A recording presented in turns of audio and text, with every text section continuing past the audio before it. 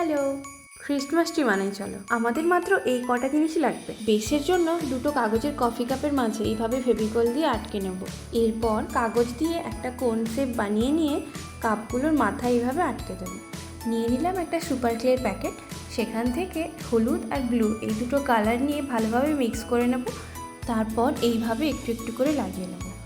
এর আগে আমি কখনো ক্লে দিয়ে কাজ করিনি, তাই প্রথমবার করতে গিয়ে হাতে খুব জড়িয়ে যাচ্ছিল, আর শেপগুলো যেমন দেবো ভেবেছিলাম ওই রকম দিতে পারিনি। গ্রিনের যেহেতু একটাই শেড ছিল, তাই আমি ডার্ক গ্রিন কালারটা বানিয়ে নিয়ে দুটো কালারের আলাদা আলাদা শেড তৈরি করে নিয়েছি, আর এভাবেই কভার করে নেবো পুরোটা।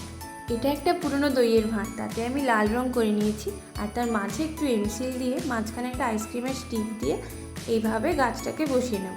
কিন্তু দেখলাম যে গাছটা ঠিকঠাকভাবে ব্যালেন্স হচ্ছে না, তাই ভেতরে আমি কিছু পেপার দিয়ে দিয়েছি, আর তার উপরে টিস্যুর বল বানিয়ে এইভাবে ছড়িয়ে দিলাম। এরপর লাল আর সাদা ক্লে দিয়ে গাছের গায়ে ছোট ছোট কিছু বল বানিয়ে লাগিয়ে দেব।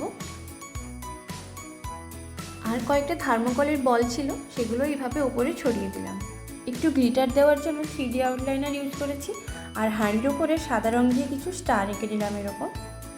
ব্যাস, হয়ে গেল আমার ক্রিসমাস ট্রি রেডি।